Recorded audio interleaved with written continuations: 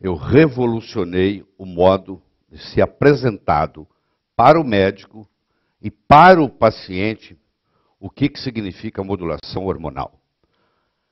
Nós vamos começar hoje com a modulação hormonal feminina otimizada, fonte de beleza e saúde. Eu vou fazer uma parte introdutória ao processo e aí nós vamos entrar no assunto de fato. Se vocês me permitem, eu estou gravando, eu queria me apresentar. Eu sou mestre em cardiologia pela Pontifícia Universidade Católica do Rio de Janeiro. Eu sou o primeiro mineiro e o terceiro brasileiro a ser mestre em cardiologia no Brasil. Não existia mestrado em São Paulo, todo mundo ia para o Rio de Janeiro competir. Nós tínhamos 100 candidatos, 5 vagas, e eu tive a sorte de tirar primeiro lugar. Eu sou membro, fellow, do American College of Cardiology, desde 1983. Não é pagar anuidade, não. Para você ser fellow do American College of Cardiology, que acho que tem 19 brasileiros até hoje na história da medicina que conseguiram isso, você tem que provar para eles que você fez uma contribuição substancial para a cardiologia mundial. Existe um índice eletrocardiográfico na fase aguda do infarto do miocárdio que tem meu nome, índice de Ribeiro. E graças a isso, eu consegui ser fellow do American College of Cardiology, que é um grupo muito seleto de cardiologistas mundiais. Eu sou nutrólogo, sempre me interessei por nutrição na minha vida. Os colegas me criticavam, porque eu era um cardiologista falando de nutrição. Então eu fui lá, fiz o curso de especialização, depois dos 60 anos, fiz o curso de especialização em nutrição, 248 médicos, 38 passaram. Eles não me mostraram, mas disseram que eu passei em primeiro lugar, é o que corre lá. Então eu mostrei para eles que eu entendia de nutrologia, e ser aprovado pela Associação Médica Brasileira e pela Associação Brasileira de Nutrologia. Nós somos 1.041 nutrólogos no Brasil. O livro mais famoso de cardiologia que existe no mundo chama-se Heart Disease, escrito por um indivíduo que é o cardiologista mais famoso que o mundo já conheceu, Eugene Braunwald, chefe de medicina de Harvard. O Dr. Braunwald também é o organizador do livro que mais se vende no mundo em medicina. Você deve ter uma edição dessa, talvez mais antiga. Essa é a última edição do Harrison. E quem organiza o Harrison é o Braunwald. Por isso, respeito todo mundo conhecê-lo, porque ele é um grande, ele tem mais de quase 2.000 publicações científicas com o nome dele. Se você entrar no meu site, clicar biografia e clicar na biografia completa, dos 149 trabalhos científicos que eu tenho publicado em revistas médicas americanas indexadas, você vai encontrar aqui, e está aqui na plataforma Lattes do Conselho Nacional de Pesquisa, ninguém pode mentir, você entra na plataforma Lattes do Conselho Nacional de Pesquisa, do CNPq, digita meu nome, meu currículo está lá para você ver. Desses 149 trabalhos, 9 eu publiquei com Braunwald.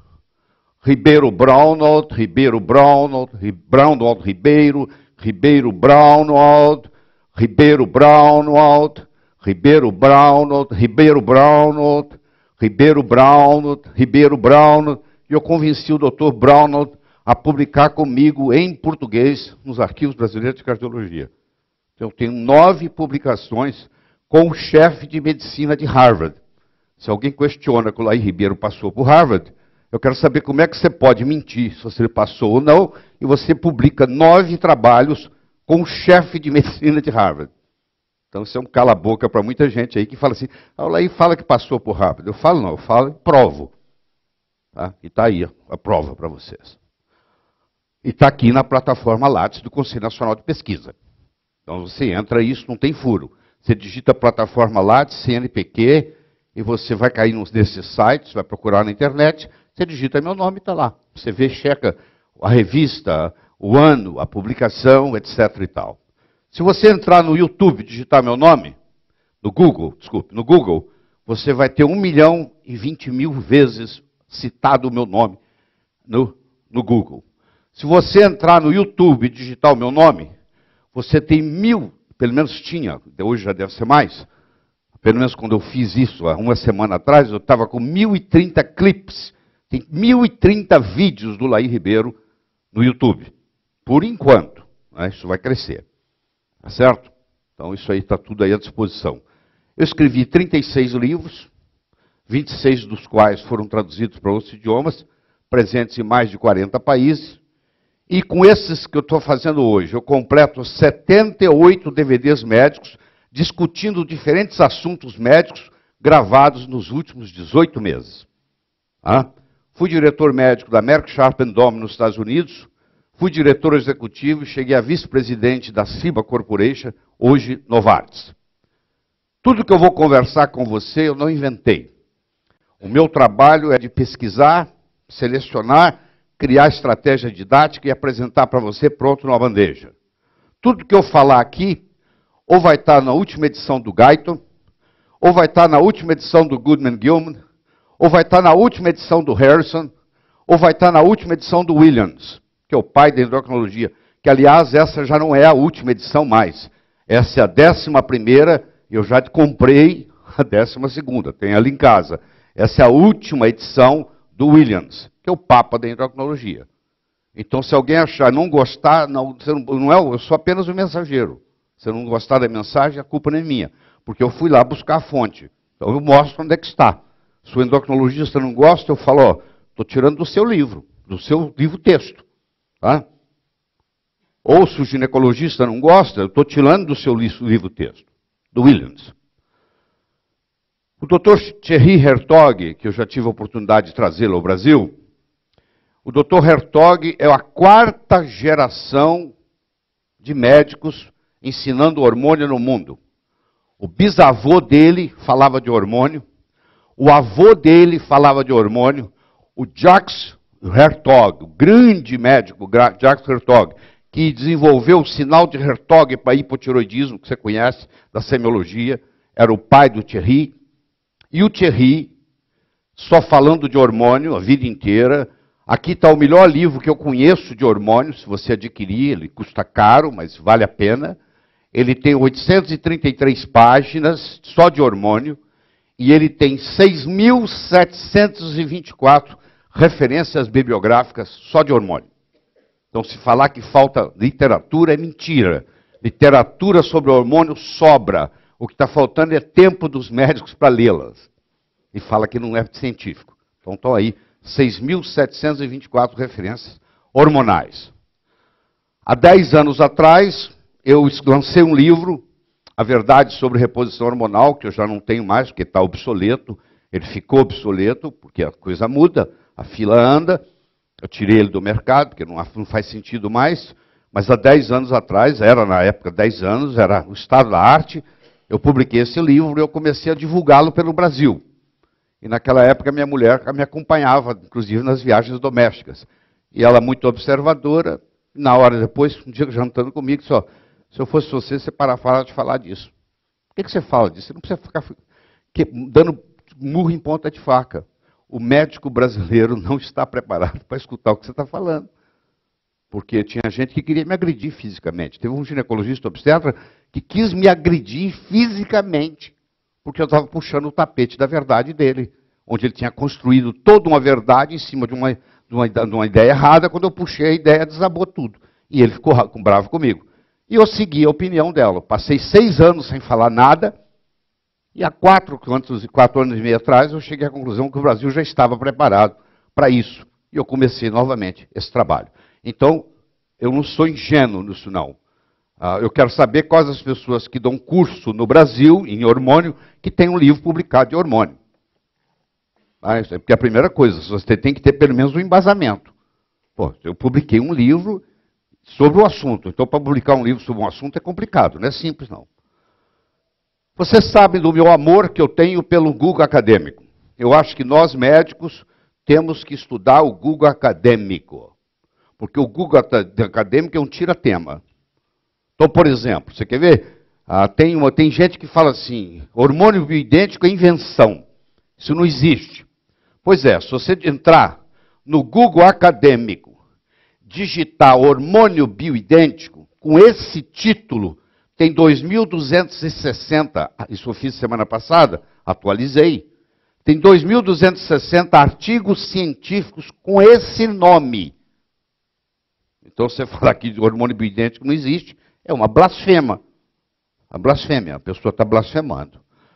Se você quiser saber se algo está vindo cientificamente, que ainda não chegou às suas mãos, o melhor site que tem chama-se www.clinicaltrials, traduzindo ao pé da letra, quer dizer, ensaiosclínicos.com. Ensaiosclínicos.com te dá tudo o que está sendo feito no mundo. Por exemplo, vou dar um exemplo para você. Eu quero saber se resveratrol está sendo estudado em câncer. Eu ouvi falar que resveratrol faz bem para o câncer. Previne câncer, trata câncer. Tem algum estudo sendo feito? Aí eu entro no clinicaltrials.gov, eu digito resveratrol em câncer, eu faço search, e aí eu vou encontrar 14 estudos sobre resveratrol em câncer, grandes ensaios clínicos acontecendo. Aqui eu estou, dos 14, eu projetei para vocês 5. Aqui mostra, esse aqui já acabou, eles devem estar em processo de preparar para publicação, esse aqui já terminou, esse aqui já terminou, esse aqui está recrutando paciente, o estado de cada um. Então você fala, pô, o negócio é sério, pô. Quer dizer que não é uma brincadeira, resveratrol em câncer é uma realidade. Por que o governo o americano está envolvido nisso? Por que tem 14 estudos multicentros acontecendo no mundo com resveratrol em câncer? Isso não é brinquedo. Mas o médico que não foi treinado em nutrição, sabe o que ele fala para você? Ah, isso é bobagem. Resveratrol é bobagem. Que bobagem. Faça o seu dever de casa, pô. Não tem nada de bobagem. Então, a minha proposta para vocês hoje é a seguinte. Eu vou mostrar para vocês que existem 12 tipos de deficiência hormonal feminina. E, consequentemente, 12 abordagens terapêuticas. Nós vamos fazer isso de um jeito que vai ficar extremamente simples, extremamente sistemático. Equilibre seus hormônios, equilibre sua vida. Olha só, isso aqui é a primeira foto do McDonald's. Primeira foto que foi tirada quando o McDonald's foi inventado. Você vai hoje nos Estados Unidos, numa loja do McDonald's, você leva um susto quando você compara com isso aí. Essa era a primeira loja inventada. Claro que as coisas mudaram. As lojas de hoje não parecem com essa primeira loja do McDonald's. Pois é, no hormônio a coisa acontece do mesmo jeito. A evolução é absurda. Vocês já ouviram essa conversa minha? E eu digo para vocês que tem 2 tipos de medicina atuando hoje. Tem a medicina pré-genoma, que eu chamo de AG, medicina antes do genoma, medicina AG. E tem a medicina pós-genoma. O projeto Genoma foi publicado em 2003, 13 anos de pesquisa, bilhões de dólares envolvidos, e mudou tudo. E ainda não chegou às faculdades de medicina. Então, os nossos colegas continuam se formando obsoletos, porque hoje nós temos que praticar medicina pós-genoma. E, além disso, a importância dos campos morfogenéticos, de Rupert Sheldrake, que a medicina nem tocou ainda, que faz uma diferença enorme, eu não vou discutir aqui, que não faz parte desse nosso contexto. E aí vem, após 2003, o que eu chamo da medicina DG. Então você chega para o seu colega e pergunta, você pratica medicina AG ou você pratica medicina DG? Você é o médico que pratica medicina antes do genoma ou você é o médico que pratica medicina depois do genoma? Eu posso te garantir que em 10, 15 anos, todos os médicos vão ter, querendo ou não, vão ter que migrar para cá. Não tem outro jeito, não tem outro jeito. A internet está aí, a democratização da informação está aí, o paciente chega no seu consultório sabendo mais da doença dele do que você, e se você não acompanhar essa evolução, você ficou para trás. Você virou obsoleto. É o cara que tinha carruagem, aí o Henry Ford inventou o carro, ele disse, não, mas a minha carruagem é muito boa, eu ando com ela. E os carros, a princípio, andavam devagar, e de repente, pronto, agora a carruagem não tem jeito de competir com o carro mais. Então, isso aqui é como se fosse a invenção do carro num cenário de carruagens. Ficou tudo obsoleto. Tudo obsoleto. E eu acho que eu não estou aqui só para conversar de hormônio. Eu adoro essa frase do Green, que diz assim: há sempre um momento na vida em que uma porta se abre, deixando o futuro entrar. Porque eu acho que quem entra em contato com essa medicina pós-genoma é um privilegiado. É um presente de Deus. Puxa, que beleza. Que diferença. Eu passo a ser médico da saúde, ao invés de ser médico da doença. O Brasil não tem Ministério da Saúde. O Brasil tem Ministério da Doença. 85% da verba do SUS é gasta nos últimos 2 anos da vida do brasileiro. Ou seja, quando não tem mais jeito. É o chamado Standard of Care, padrão de atendimento. Vamos pegar uma mulher com queixas de deficiência hormonal, sintomas de menopausa. O que é o padrão de atendimento? Ela vai tomar um antidepressivo, porque o médico vai identificar que ela tem depressão, que não é verdade. Ela tem deficiência hormonal, que se manifesta na sintomatologia como depressão, mas ele está acostumado com o antidepressivo, ele vai passar para ela um antidepressivo, ele vai provavelmente fazer o exame da tireoide dela, e se por um acaso tiver alguma alteração, ele vai passar uma tiroxina, um T4 da vida, que não é suficiente, porque T4 não é hormônio. Como? Mas eu aprendi na faculdade de medicina que tiroxina é hormônio. Tiroxina é pró-hormônio. Não existe receptor para tiroxina no corpo. Então ela tem que virar T3, triotironina. Vai passar para ela, e até hoje passa, muito você vai na esquina ali, você consegue comprar um Prempo da vida, que é uma combinação de um Premarin com a Provera. Premarin é urina de égua prem, é urinoterapia, 1000 éguas numa baia, furosemide para elas, urina o dia inteiro, pega aquela urina, deixa evaporar, pega aqueles cristais, faz esse remédio aí, ó. É urina de égua. Prem. Faz mal até para égua. Só não faz mal para égua grávida. Para égua não grávida faz mal. E a Provera, que vocês vão ver que é o absurdo, que é o progestágeno. E não interessa se quem entrou no seu consultório é a Maria, é a Isabel, é a Lúcia, é a Margarida, é a Josefina. Qualquer uma vai entrar nesse cara crachá que eu chamo.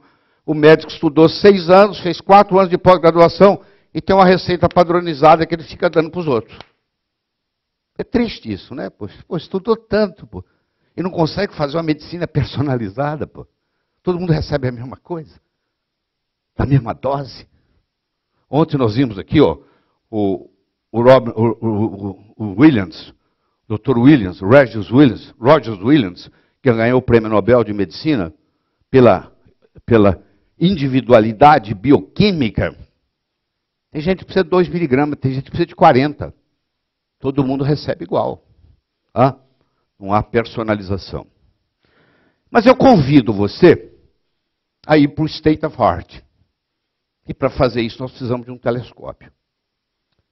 Quando Galileu Galilei declarou para o mundo que o Sol era o centro do sistema solar e não a Terra, imediatamente o Vaticano ficou em atenção.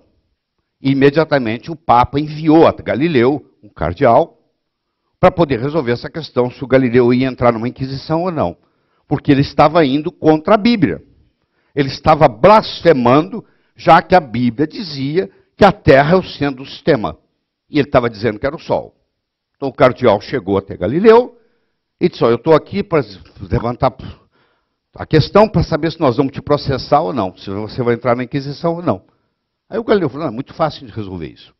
Tem um telescópio aqui, eu convido o senhor a olhar nesse telescópio. E só o fato da senhor olhar, o senhor vai ver, que eu vou lhe mostrar, vou lhe ensinar, que o Sol é o centro do sistema solar. Ele falou: não posso olhar.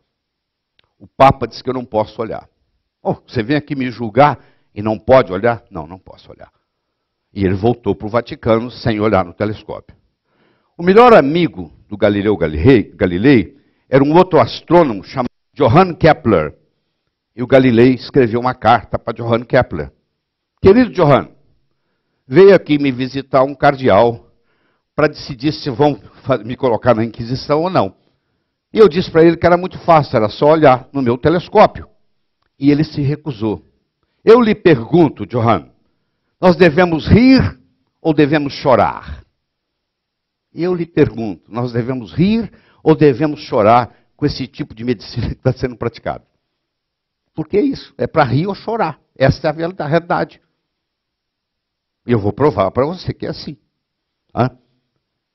E eu parabenizo você por estar olhando nesse telescópio.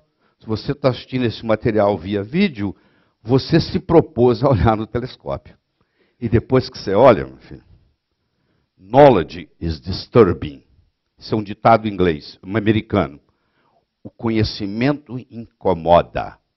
Depois que você ficou sabendo que o seu sócio está te roubando, você não pode fingir que você não sabe. Depois que você entrar em contato com esse conhecimento hormonal, não tem jeito de você fingir que não existe. Não tem jeito de você fingir que não sabe. Quem falar para você que anti-envelhecimento não é científico, está blasfemando. Porque o Prêmio Nobel de Medicina, em 2009, foi ganho por 3 cientistas americanos por telômero, telomerase e anti-envelhecimento. Então, anti-envelhecimento é altamente científico. E ele é constituído de um tripé. Se você perguntar para mim assim, qual que é a perna mais importante de um tamborete de 3 pernas? Não tem a mais importante. As 3 são importantes. Pois bem, a primeira chama-se modulação hormonal, que nós vamos começar a conversar hoje. A segunda chama-se atividade física. E a terceira chama-se nutrição. E a nutrição eu me dou o luxo de dividir em 2. A alimentação, que você faz na sua mesa, e a suplementação, que você faz através das vitaminas e minerais que você utiliza. Há 100 anos atrás, você poderia atravessar uma rua em São Paulo sem olhar para os lados. O Ford Bigode foi lançado nos Estados Unidos em 1909, levou algum tempo para chegar ao Brasil, ou seja, em 1912, não tinha carro em São Paulo praticamente, você podia atravessar a rua sem problema.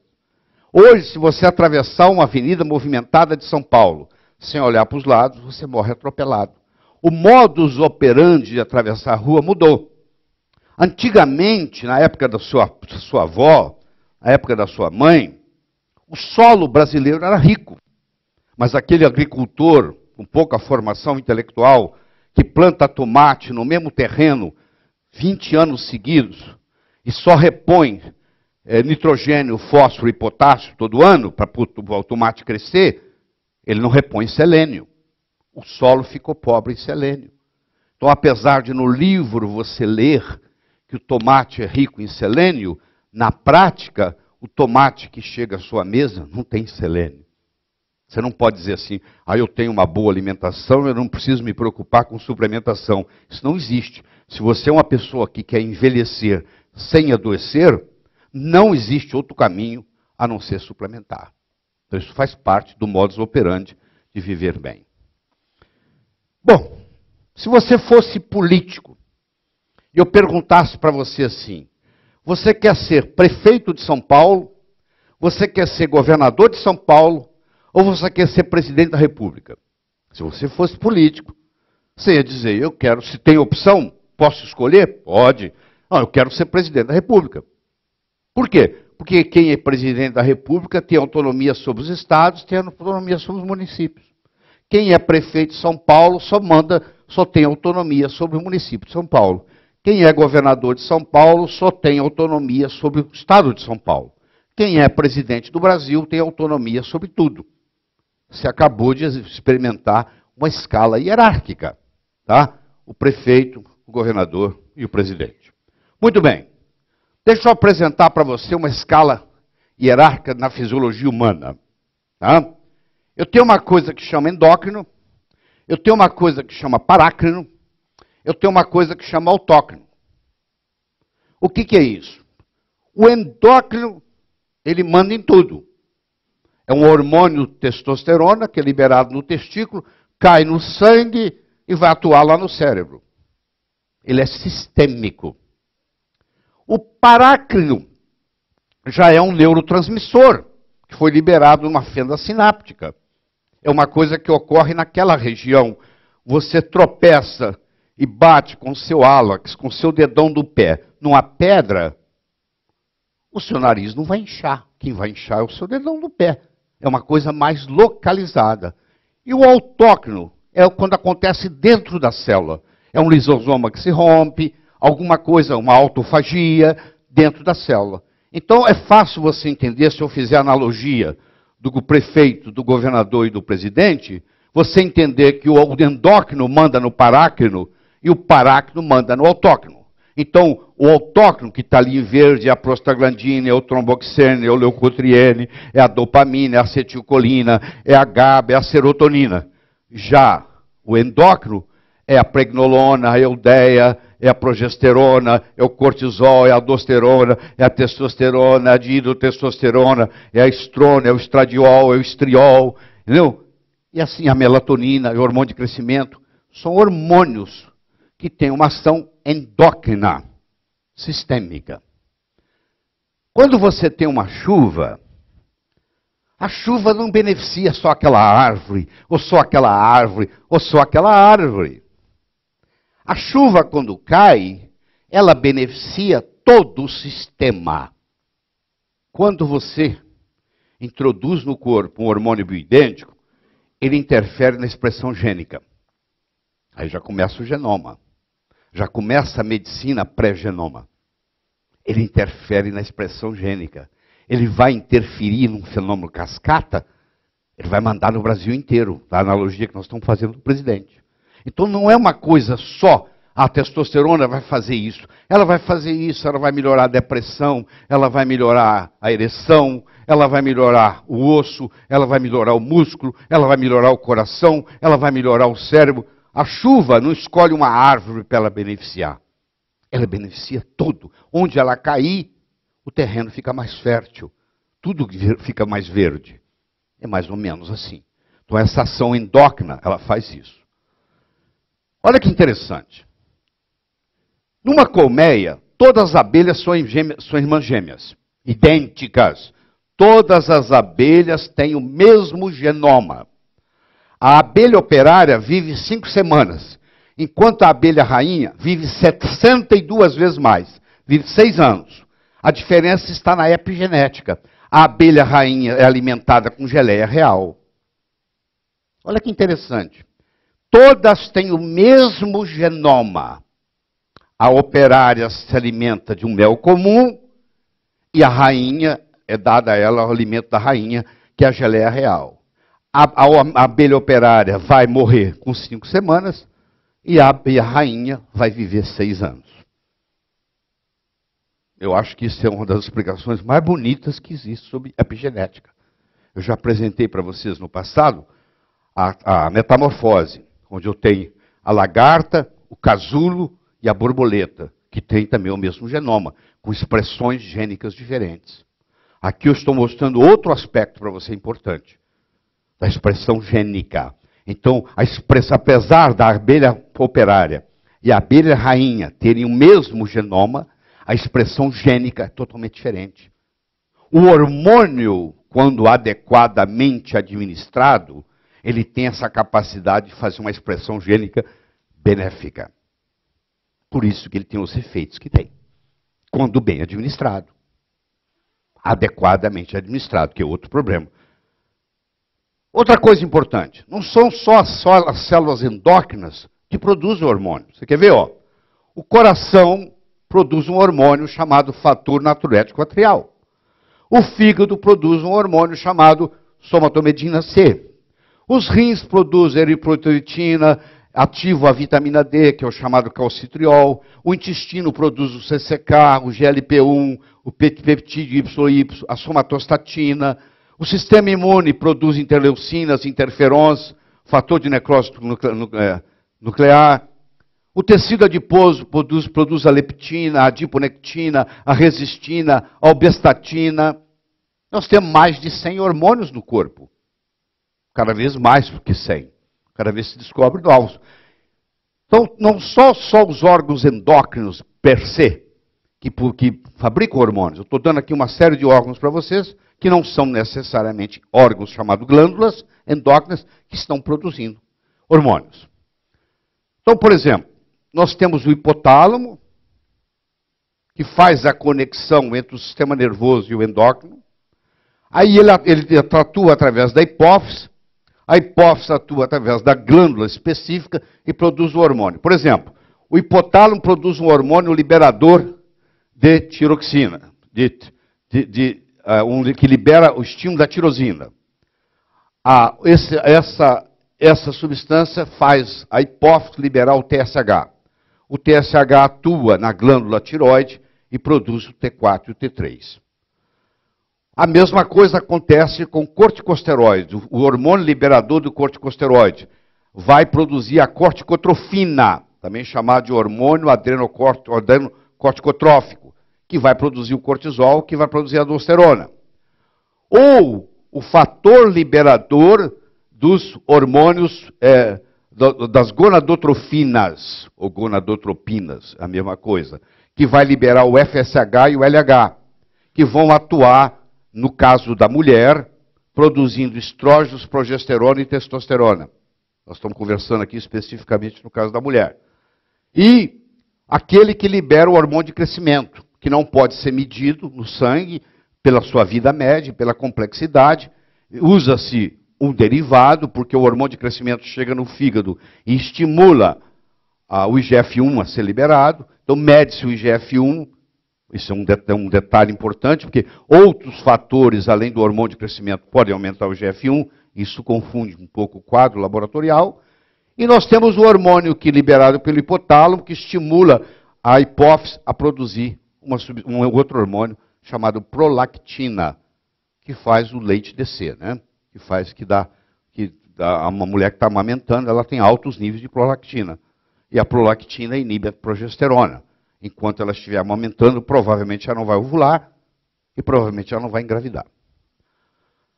Aqui está um outro eixo paralelo muito importante, que é a história do estresse, que é o hipotálamo. Ele libera, através da pituitária, a corticotrofina, que atua na adrenal e produz esse hormônio, que nós vamos estudar bastante, que é o cortisol, que está sempre competindo aí com uma série de problemas.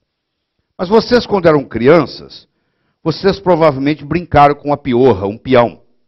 Você solta o peão no chão, ele começa a rodar, e ele vai rodando, rodando, rodando, rodando, a gravidade começa a atuar nele, ele começa a rodar quase que caindo, e uma hora ele cai. O que é quase que caindo?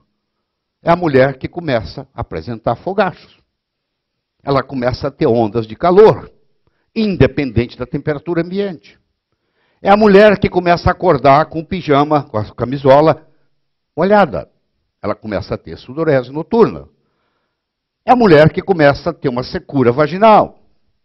É a mulher que começa a perder a libido. É a mulher que começa a reclamar que ela não está dando conta do trabalho que ela tinha para fazer. Antigamente ela tirava de letra e agora ela tem uma certa fadiga no final do dia. É a mulher que não sabe por que começa a ganhar peso na volta da cintura. E mesmo que ela faça regime, dieta, ela não consegue esse aumento de peso, começa a incomodá-la, porque ela não entende por que agora ela está perdendo a cintura que ela tinha. É a mulher que começa a não dormir. É a mulher que agora começa a ter uma coisa que ela não tinha antes. Até essa época, ela era protegida. Até a menopausa, os infartos são para os homens. A partir da menopausa, as mulheres começam a ter tanto ou mais infarto do que os homens. Ela tem um acidente vascular cerebral, ela tem um derrame, ela tem uma trombose, ela começa a preocupar com osteoporose, ela começa a desenvolver câncer. Você não vê jovens de 18 anos com câncer de mama. É raríssimo. Existe, mas são ocasiões especiais. Agora, as mulheres com mais de 50 começam a... Tanto é que hoje a incidência de câncer de mama está chegando, em alguns países, a 1 para 7. Cada 7 mulheres, uma vai ter câncer de mama. E as doenças neurodegenerativas. Tudo isso é aquela chuva que está faltando naquele terreno. Os hormônios começaram a diminuir. Bom, em 2001, hoje o remédio mais vendido do mundo chama-se Viagra. Você vê que o problema continua o mesmo. Em 2001 era o Premarin, que era um hormônio para mulheres. Na realidade não é hormônio, porque isso aí é de cavalo, mas tudo bem. Hoje continua o mesmo problema, é o problema dos homens hoje. Em 2001 esse remédio foi o número 1 no mundo. A palavra Premarin em inglês, se você analisar, a palavra Premarin é a seguinte. Pré vem de pregnant. Pregnant quer dizer grávida. Na égua a gente não chama grávida, a gente chama pren. Então a égua pren. Mer vem de mer, égua. Égua pren. In vem de urina. A urina da égua pren. Você pega a égua, coloca 1000 éguas numa baia, dá diurético para elas, ela só faz uma coisa na vida, elas urinam 24 horas, eles recolhem aquelas urinas, evaporam aquilo, pegam aqueles cristais e fazem esse remédio que está aí. Ou seja, Premarin é urinoterapia de égua grávida, de égua pren. E toda mulher ia no médico e dizia, estou entrando na menopausa, o médico, nós temos a solução para a senhora vai entrar em Premarin. O Premarin começou a dar, caso esperado, câncer de endométrio, começou a dar câncer de útero. Os médicos descobriram que para não dar câncer de útero em quem estava tomando Premarin, eles pegaram a progesterona, modificaram ela, fizeram uma coisa chamada progestágeno, ou também progestina, é a mesma coisa, e começaram a dar para não deixar dar câncer de útero. Só que progestágeno dá câncer de mama. Então a mulher entrava no consultório do médico e ele perguntava para ela assim, a senhora quer câncer de mama ou câncer de útero? Eu posso lhe oferecer. Se a senhora quiser câncer de útero, eu deixo a senhora tomando Premarin sozinho. Se a senhora quiser câncer de mama, aí eu vou entrar com Provera. Então as mulheres começaram a receber Premarin e Provera. E fizeram um remédio chamado Prempo. O Pre é de Premarin, Premarin, e o Pro é de Provera. Então juntaram os dois, já fizeram a fórmula pronta. Então você chegar na farmácia, fica mais fácil para o médico prescrever. Prempo. Pronto. Uma cápsula, um comprimido por dia. Acabou, está resolvido. Era só cara crachá. Que é próxima. Cara crachá. Todo mundo recebia Prempo. Tá? Todo mundo recebia Prempo. Muito bem. Eu tenho aqui uma mulher, eu tenho aqui uma égua pren. Eu quero perguntar para você qual a analogia que você vê entre uma égua pren e uma mulher. Você aceitaria receber uma transfusão de sangue de um cavalo? Não. Pô, como é que você aceita o hormônio de cavalo? As mulheres foram enganadas no mundo inteiro, por muitos anos, recebendo hormônio de cavalo. E você vai na esquina, você continua comprando Premarin, por incrível que pareça. Por que usar um hormônio equino em um ser humano? Hormônio humano para ser humano. Pô, mas isso é tão óbvio, pô. Até uma criança de 4 anos entende isso, pô. Por que eu vou dar hormônio de cavalo para mulher se eu tenho hormônio igualzinho, que é o isomolecular ou bioidêntico, igualzinho que a mulher tem? Por que não dá? Ah, porque existe uma lei mundial que diz assim, não se pode patentear nada que a natureza fabrique. Eu não posso patentear progesterona, porque o ovário fabrica. Então eu, como dono de uma multinacional farmacêutica, eu pego a molécula de progesterona, levo para o laboratório, falo para os meus químicos, vocês vão criar uma molécula parecida com essa, mas não igual, que tem um efeito parecido com esse, e que eu possa levar e patenteá-la, porque a patente farmacêutica vai me dar 17 anos de exclusividade. Ou seja, eu vou ser dono disso por 17 anos, exclusivo no mercado. Eu vou levar uns 8 anos para poder colocar no mercado, e eu vou ter exclusividade no mercado durante 9 anos, e vou ganhar o dinheiro que eu quiser. E assim são feitas as drogas. São as chamadas drogas patenteadas. Elas pegam coisas que o corpo tem, modificam a estrutura e vendem como drogas patenteadas.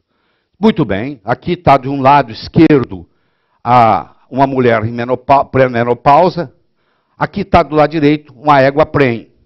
Você vai ver que quando um hormônio que tem na mulher é administrado a ela, quando você passa um hormônio na pele de uma mulher, em 24 horas isso é eliminado. Quando você toma um comprimido de Premarin, Isso leva 13 dias para ser eliminado. E o pior é que você vai tomar outro amanhã, outro depois da manhã. Isso vai acumulando. E existem 11 metabólitos ativos que não fazem parte do organismo humano. Ou seja, você tem 11 venenos que foram administrados no seu corpo, que agora vão sobrecarregar o seu fígado e os seus rins para a eliminação desses 11 venenos. A mulher pré-menopausa, ela tem 80% de estriol, e 10% de estradiol e 10% de estrona. A égua prem, ela tem o contrário. Ela tem 80% de estrona. Quer dizer, o perfil é totalmente oposto. A estrona, ela, quando entra no corpo, ela pode se transformar, vocês vão ver daqui a pouco, numa substância chamada 16-alfa-hidroxistrona, que é altamente cancerígena. Ela tem que ser eliminada, ela passa por um processo de destoxicação, na fase 1, no citocroma 450, e na fase 2, na conjugação e eliminação no fígado. Ela é produzida nos ovários, nas adrenais, no tecido adiposo e no fígado. Quando a mulher entra em menopausa, os ovários param de produzir estradiol. E a mulher começa a produzir mais estrona. Por isso que vem os cânceres. Porque ela começa a produzir o bandido. Que do mesmo jeito que você tem um colesterol bom, um colesterol ruim, você vai aprender agora que tem um estrogênio bom e um estrogênio ruim. Então esse aqui é o estrogênio mau, é o estrogênio ruim. Eu não quero entrar em muitos detalhes, mas a destoxicação é importante, se pelo menos tem uma ideia dessa. Nós já estudamos isso aqui nesse congresso, nesse pós-graduação. A fase 1, ela depende do cobre, do magnésio, do zinco. Ela depende de flavonoides, ela depende da vitamina C, ela depende, sobremaneira, do ácido fólico, ela depende da niacina, ela depende do B2, do B6, do B12. Isso faz parte da parte 1 de destoxicação. E aí entra a parte 2, que é a conjugação com a glutationa, que exige a B6, a conjugação com aminoácido, glicina, taurina e glutamina, a metilação, que exige ácido fólico, colina, metiolina, betaína, e essa adenosilmetionina, que é o SAMe, a sulfatação, que depende da cisteína, metionina e molibdênio, que é um trace mineral, a acetilação, que é o acetil-CoA, e a glucuronidação, que depende do ácido glucurônico. Tudo isso tem que estar funcionando para que você elimine do seu corpo os suas estronas. Por caso elas acumulem, isso vai causar sérios problemas para você. E depois eu vou conversar com você sobre o efeito do cálcio D-glucarato, mas eu já vou dizer antecipadamente que isso aqui está sendo cada vez usado mais como suplemento, porque o cálcio D-glucarato, ele tem a propriedade de inibir a beta-glucuronidase. Quando você tem um excesso de Escherichia coli no seu intestino, a Escherichia coli não lá adequadamente, ela produz uma substância chamada beta-glucuronidase, que quebra essa glucuronização do ácido glucurônico. E aquela estrona é liberada antes de ser eliminada nas fezes. E ela, por um processo enterhepático, ela é reabsorvida. Então, quem tem um problema intestinal da bioflora, a microbiota intestinal, corre mais risco de ter câncer, porque agora vai reabsorver aquele estrogênio mau que já tinha sido eliminado, ele é reabsorvido.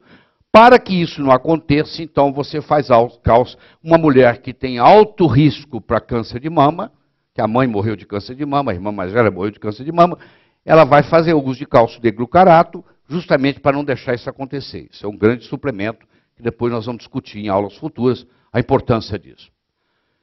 Mas vamos voltar no nosso hormônio de égua, na urina. O hormônio de égua na urina, ele causa distúrbio de coagulação sanguínea, ele causa dolorimento das mamas, ele causa retenção hídrica, ele causa cálculos biliares, ele causa cefaleia, ele causa hipertensão arterial, ele causa curva de tolerância à glicose alterada, ele causa aumento do risco para o câncer, ele causa aumento do risco para diabetes. Tá? Tudo isso está lá na bula. É só você ler a bula. E eles têm a obrigação de colocar isso lá. Não interessa a bula. Não, interessa sim. Isso acontece.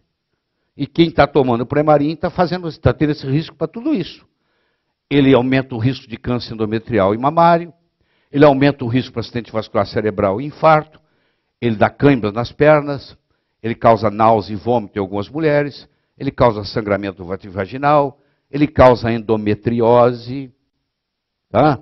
Ele causa mioma uterino, está tudo na bula, não estou inventando nada, é só você procurar que está lá. Tá? Aí o que aconteceu? Em 2002, a JAMA, que é um dos jornais mais importantes de medicina, que é o jornal da Sociedade Médica Americana, publicou um grande estudo, em julho de 2002, de 16 mil mulheres, 40 centros nos Estados Unidos, com idade de 50 a 79 anos, ou seja, mulheres menopausadas, tomando placebo ou uma combinação desses dois aqui na forma de Prempro, que é a Premarin, que é aquele que nós acabamos de falar, que é um estrogênio conjugado equino, e a Provera, que é um acetato de medroxiprogesterona. E vamos ver os resultados. Antes de ver os resultados, deixa eu explicar o modus operandi. Quando um ensaio clínico desse, multicentro, é colocado nos Estados Unidos, existe uma equipe, geralmente 7 pessoas, que forma a comissão ética do estudo. São as únicas pessoas que têm acesso aos dados. Ele é duplo cego, nem o médico que dá o remédio, nem o paciente que toma sabe se ele está tomando o placebo ou se ele está tomando o princípio ativo, é duplo cego. Mas a equipe da comissão ética tem acesso a quebrar o código. Esse estudo foi programado para durar 8 anos e meio, 9 anos. E com 5 anos de estudo, a comissão médica reuniu os investigadores e disse: nós vamos ter que parar. Não podemos continuar esse estudo. Por quê? Porque, apesar dele ter reduzido fraturas em 24%, ele aumentou acidente vascular cerebral em 41%, aumentou fenômenos tromboembólicos em 58%, causou infarto do miocárdio, aumento em 29%, comparado com o placebo, e aumentou o câncer de mama, comparado com o placebo, em 26%. De modo que, para a saúde e segurança dessas mulheres, nós, da comissão ética, decidimos que o estudo tem que ser abortado. Temos que parar. Então, parou-se o estudo. Então, foi a primeira grande surpresa. Isso apareceu em todos os jornais americanos e as pacientes começaram a ligar para os doutores. Ô, doutor, o senhor estava me dando, então, esse remédio, eu li no jornal, isso aí é de urina de égua, e isso causa câncer? Como é que o senhor tem coragem? E os médicos começaram a ficar apavorados. E muitos deles falaram: nunca mais eu dou hormônio. Aí veio essa história que você conhece, que é o hormônio dá câncer. Não é o hormônio que dá câncer, é o hormônio de cavalo que dá câncer. Vocês vão ver no decorrer dessa conversa aqui como é que nós chegamos. Bom, o HERS-2, que é um outro estudo com a mesma característica, também confirmou os mesmos resultados. Esse é o segundo estudo. O terceiro, para acabar a conversa, foi publicado no Lancet, que é provavelmente o segundo jornal mais importante médico. O jornal de maior credibilidade em medicina é o New England Journal of Medicine, é o número 1. O Lancet, que é um jornal de médico inglês, é o número 2. Então, no Lancet foi publicado um grande estudo de 1 milhão de mulheres no Reino Unido, pegando Inglaterra, pegando Escócia, Irlanda. E aí tinha as mulheres, eram de 50 a 64 anos, 1 milhão de mulheres, 250 mil no placebo, 250 mil recebia estrogênio, entre aspas, que é o Premarin da urina de égua, a progesterona, entre aspas, que era a Provera, que não era progesterona, estrogênio, entre aspas, e uma droga que infelizmente é usada até hoje por muitos colegas, que é a tibolona. E aí vem os resultados. O câncer de mama aumentou em 30% no tibolona. O câncer de mama aumentou 45% naqueles pacientes tomando estrogênio sozinho, estrogênio entre aspas, Premarin, urina de égua. E aumentou, dobrou a incidência naqueles que tomaram a combinação do estrogênio com a progesterona. Você lembra? Se você tomar isso aqui sozinho, você tem câncer de útero. Então a mulher que não queria ter câncer de útero, ela tomava progesterona, que aumenta o câncer de mama. Então você fica naquela escolha, você pode querer escolher ter câncer de útero ou escolher ter câncer de mama. Bom, e com isso, ficou-se decidido, todos os países de primeiro mundo, cada médico recebeu uma carta dizendo: ó, não faça mais reposição hormonal. E essa foi a tônica. Então você vai encontrar colegas que dizem assim, ó, Deus me livre, reposição hormonal, não. Não fala isso comigo. Tá? Não quero nem saber. O maior hospital oncológico do mundo, onde eu tenho um irmão médico que trabalhou durante muitos anos, mora lá nos Estados Unidos, hoje trabalha em Nova York, mas o Sadi trabalhava nesse hospital, é o MD Anderson. O MD Anderson é o maior hospital oncológico do mundo. O MD Anderson, está aqui, deixa eu mostrar para vocês, o tamanhozinho dele, isso aqui tudo é o MD Anderson. Ó. Ele pega de lá, vem aqui tudo. Isso tudo é o MD. E ainda tem o outro lado da rua ainda que eu não estou mostrando. Você vê o tamanho que é o MD Anderson. Vai gente do mundo inteiro tratar no MD Anderson de câncer. Então, o que o MD Anderson fez? Eles fizeram um estudo e mostraram que houve uma queda de câncer de mama nos Estados Unidos após a publicação daquele artigo dizendo que as mulheres deveriam parar de tomar Premarin com Provera. Então houve uma queda na incidência de câncer de mama nos Estados Unidos. Comprovando, porque as mulheres todas pararam, era o remédio mais vendido no mundo, mais vendido nos Estados Unidos, milhões de mulheres tomando, de repente todas pararam, e eles fizeram um acompanhamento e mostraram que essas mulheres se beneficiaram porque a incidência de câncer de mama caiu absurdamente no mundo. Muito bem. Eu trabalhei muitos anos aqui do lado, tá? Eu trabalhava aqui no Methodist Hospital, trabalhei em Harvard durante um período, 2 anos e meio, quase 3 anos, e depois eu fui fazer pré e pós-operatório para o Dr. Michael DeBake, no hospital mais sofisticado dos Estados Unidos, que é o Methodist Hospital, que era do outro lado da rua aqui. Bom, em 2005, a Organização Mundial de Saúde reclassificou a pílula anticoncepcional de possivelmente carcinogênica para carcinogênica para seres humanos, com a mesma classificação chamada 1, a mesma para o tabaco, a mesma para o asbesto, a mesma que o amianto nós chamamos aqui no Brasil, a mesma para o amianto, a mesma para tabaco, é para a pílula anticoncepcional. Por quê? A pílula anticoncepcional, você vai ver que ela é, ou ela é uma progesterona, um progestágeno sozinho, ou ela é um estrogênio, entre aspas, sozinho, ou ela é uma combinação. Ou seja, o problema continua. Esse problema que eu mostrei para vocês aqui, ele está no seu dia a dia, diariamente, com a presença da pílula anticoncepcional. Tá bem? O que eu quero apresentar para você não é reposição hormonal, isso ficou para trás. Eu quero apresentar para você modulação hormonal. Modular é muito mais do que repor. Modular é modificar o parâmetro de uma onda de acordo com a intensidade da outra. O que quer dizer isso? Primeiro eu vou usar hormônio bioidêntico.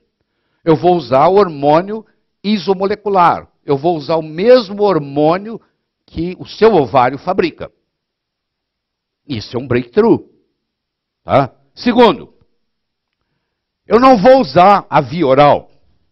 Porque quando eu uso a via oral e dou um hormônio esteroidal ou um similar, ele passa pelo fígado. Ele tem a primeira passagem pelo fígado e o fígado faz um metabolismo, e quando chega no sangue já não chega o hormônio mais, que você vai ver daqui a pouco. Terceiro, eu vou ter uma visão sistêmica. Eu não estou preocupado com o instrumento, eu estou preocupado com a orquestra. Eu não estou preocupado com o hormônio, eu estou preocupado com todos eles, harmonizar. Além disso, nós vamos entrar em campos de hormônios não sexuais, como o hormônio do crescimento, a tironina, a melatonina. Nós vamos fazer uma medicina personalizada, uma individualidade química do Roger Williams ali, que está ali o quadro para vocês. Nós vamos fazer uma avaliação de níveis biodisponíveis na saliva. Hoje, felizmente, nós temos tecnologia na saliva, e já bem desenvolvida no Brasil, e eu fiz um trabalho muito grande para poder chegar nesse ponto, eu chegar para você e falar que hoje nós temos uma coisa confiável no Brasil para se fazer. Nós vamos fazer relações interhormonais, a relação progesterona-estradiol, a relação DEA-cortisol, a relação ocitocina-prolactina, a relação estriol-estradiol, a relação testosterona-estradiol. É mais ou menos o conceito yin e yang, que nós vamos começar a discutir. Eu vou apresentar para você o conceito, usando esse conceito oriental do yin e yang. Isso vai ajudar a entender melhor toda essa estrutura hormonal. Então, vocês já perceberam, se o relógio tocou, esse é o primeiro bloco, sem olhar no telescópio. O melhor amigo do Galileu Galilei era um outro astrônomo chamado Johann Kepler. E o Galilei escreveu uma carta para Johann Kepler. Querido Johann, veio aqui me visitar um cardeal para decidir se vão me colocar na Inquisição ou não. E eu disse para ele que era muito fácil, era só olhar no meu telescópio. E ele se recusou. Eu lhe pergunto, Johann, nós devemos rir ou devemos chorar? E eu lhe pergunto, nós devemos rir ou devemos chorar com esse tipo de medicina que está sendo praticado? Porque é isso, é para rir ou chorar. Essa é a verdade. E eu vou provar para você que é assim.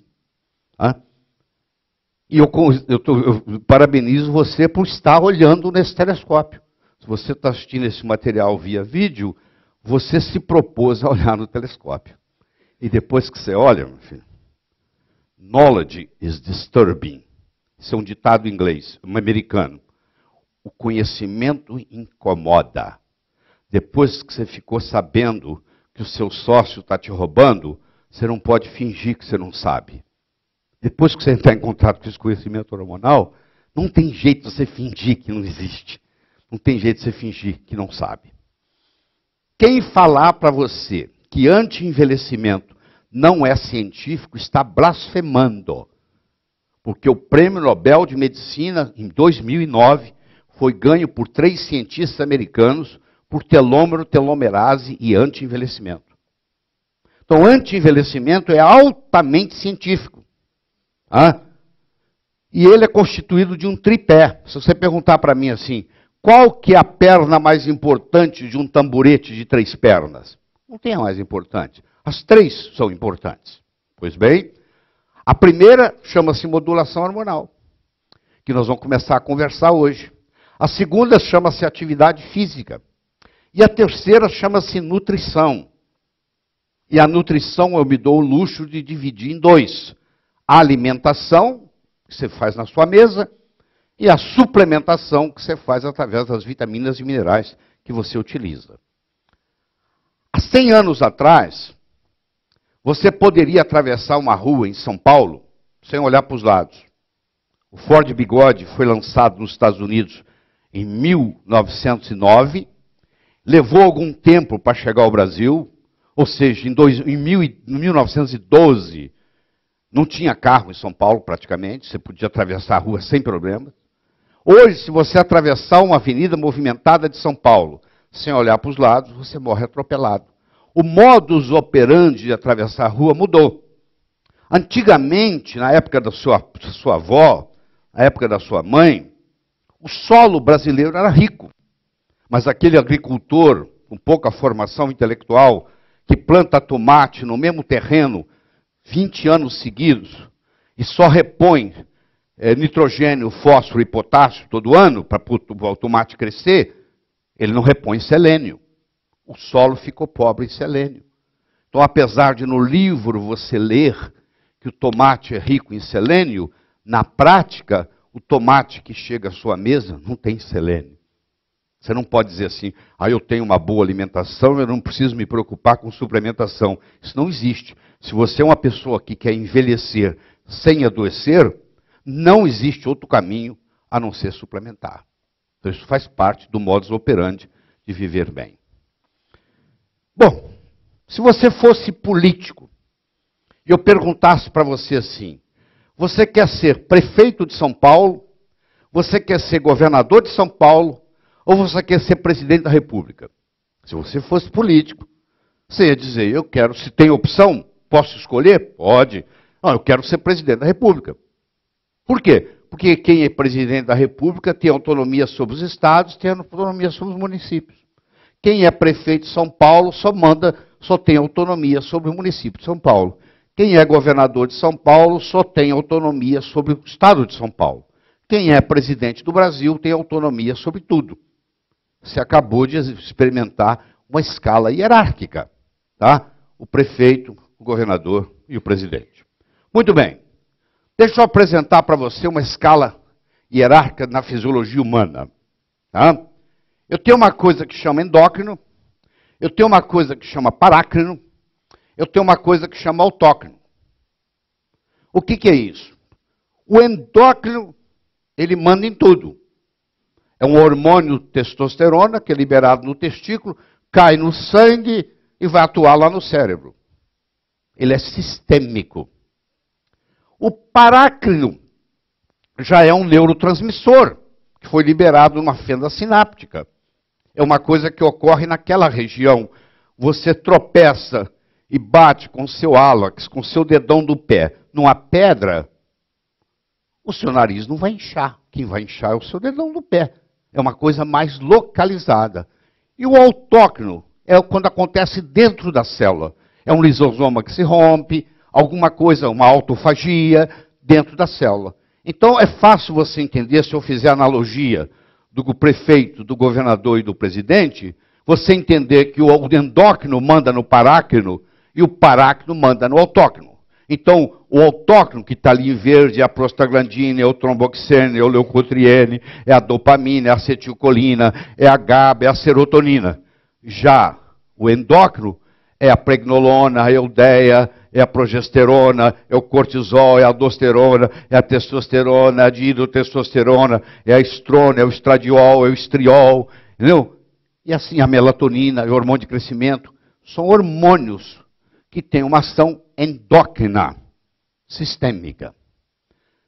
Quando você tem uma chuva, a chuva não beneficia só aquela árvore, ou só aquela árvore, ou só aquela árvore.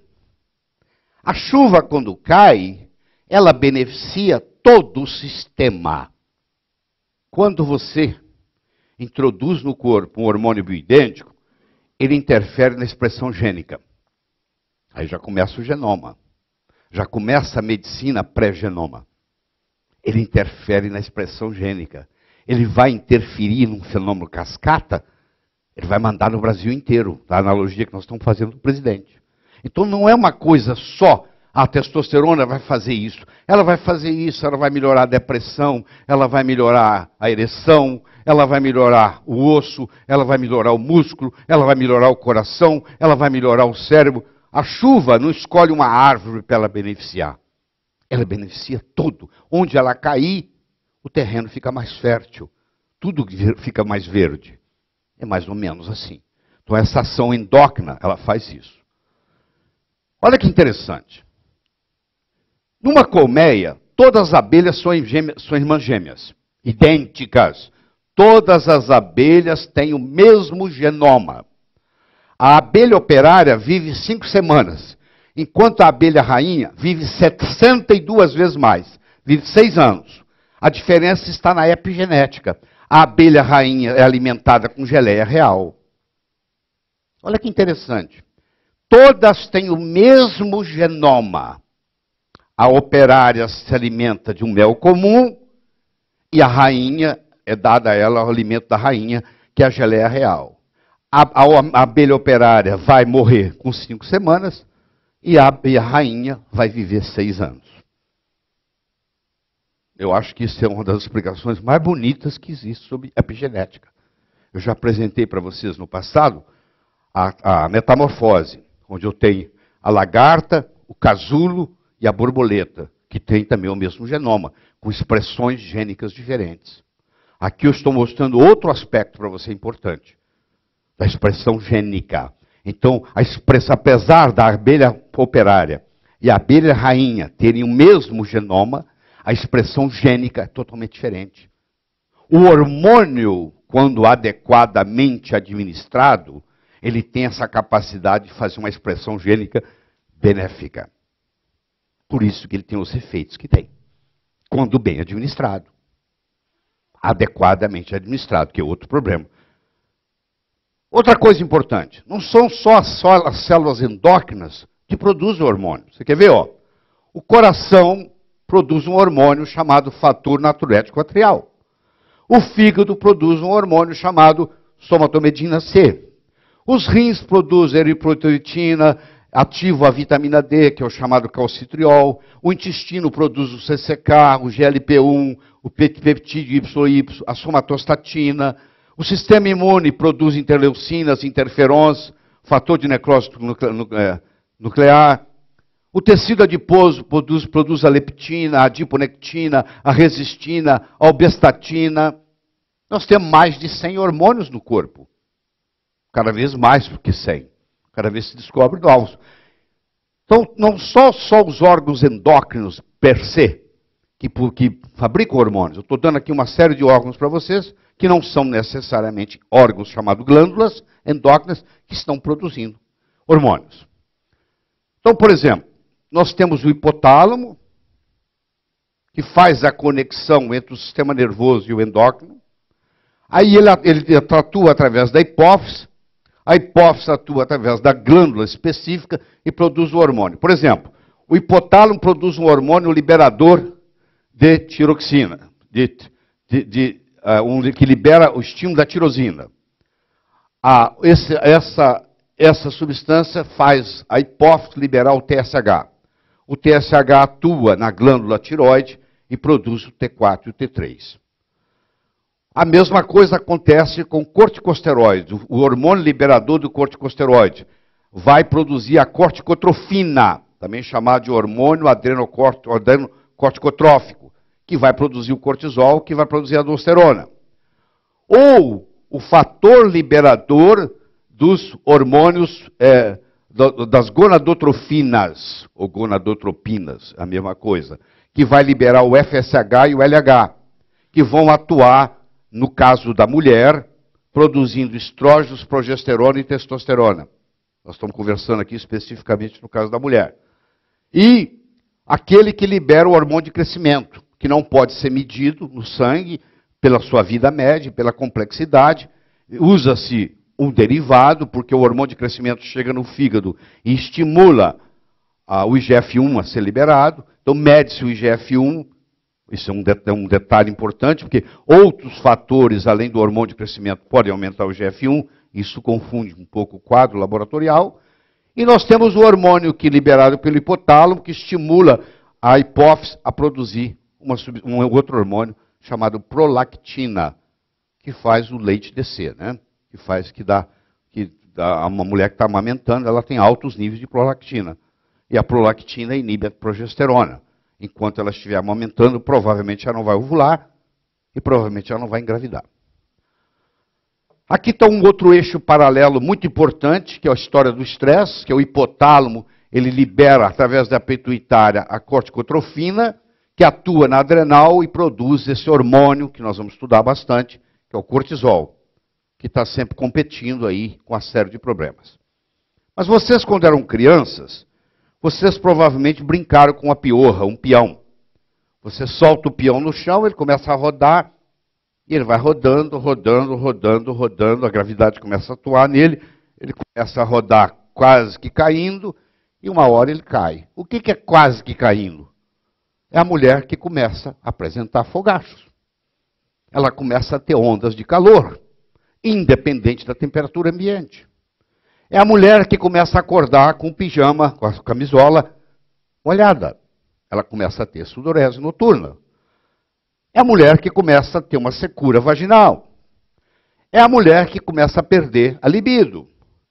É a mulher que começa a reclamar que ela não está dando conta do trabalho que ela tinha para fazer. Antigamente ela tirava de letra e agora ela tem uma certa fadiga no final do dia.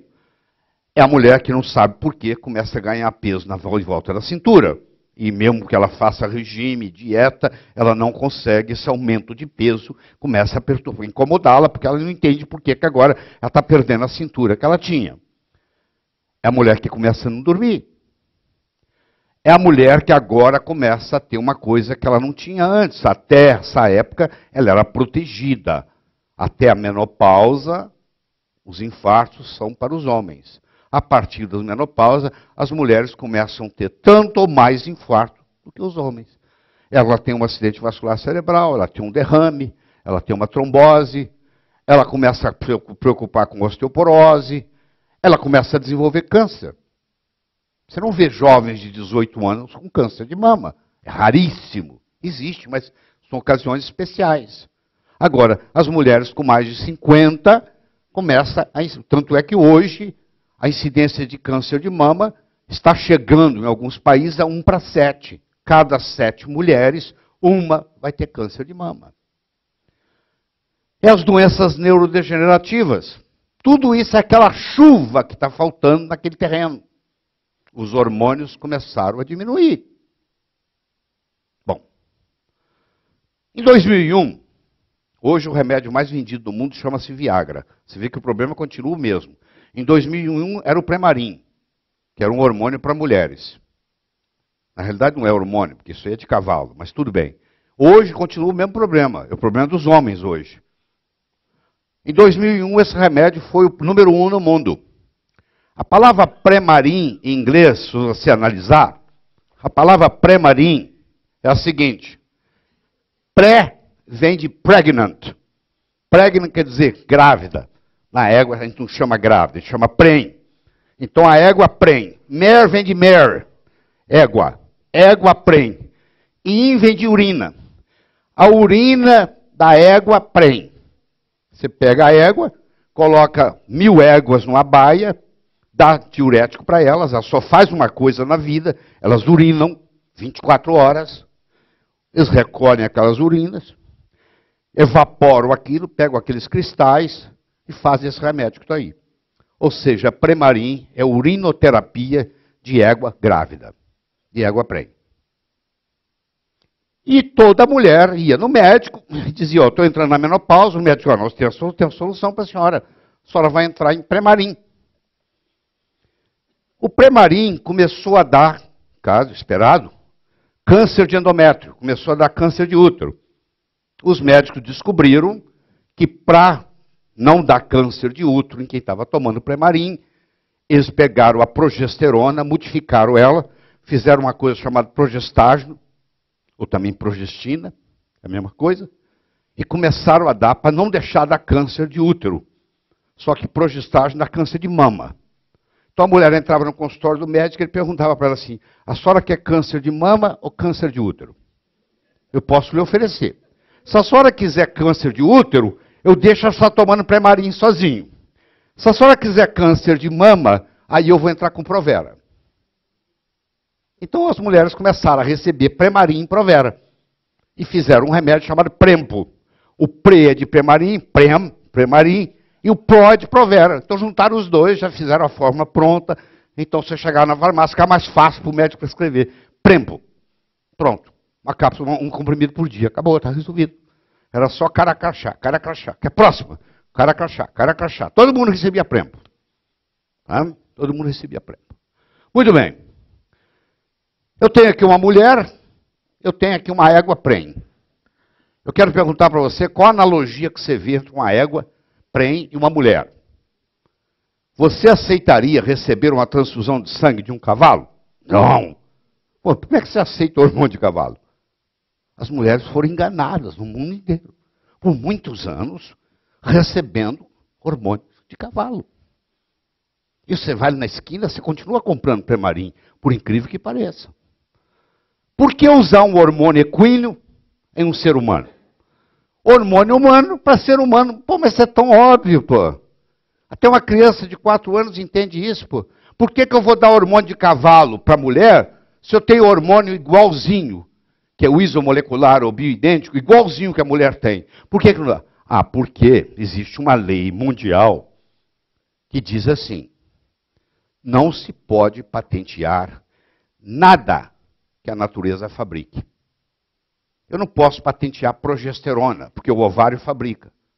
Então eu, como dono de uma multinacional farmacêutica, eu pego a molécula de progesterona, levo para o laboratório, falo para os meus químicos, vocês vão criar uma molécula parecida com essa, mas não igual, que tem um efeito parecido com esse, e que eu possa levar e patenteá-la. Porque a patente farmacêutica vai me dar 17 anos de exclusividade. Ou seja, eu vou ser dono disso por 17 anos exclusivo no mercado. Eu vou levar uns 8 anos para poder colocar no mercado, e eu vou ter exclusividade no mercado durante 9 anos, e vou ganhar o dinheiro que eu quiser. E assim são feitas as drogas. São as chamadas drogas patenteadas. Elas pegam coisas que o corpo tem, modificam a estrutura e vendem como drogas patenteadas. Muito bem, aqui está de um lado esquerdo uma mulher em pré-menopausa, aqui está do lado direito uma égua prem. Você vai ver que quando um hormônio que tem na mulher é administrado a ela, quando você passa um hormônio na pele de uma mulher, em 24 horas isso é eliminado. Quando você toma um comprimido de Premarin, isso leva 13 dias para ser eliminado. E o pior é que você vai tomar outro amanhã, outro depois da manhã, isso vai acumulando. E existem 11 metabólitos ativos que não fazem parte do organismo humano. Ou seja, você tem 11 venenos que foram administrados no seu corpo, que agora vão sobrecarregar o seu fígado e os seus rins para a eliminação desses 11 venenos.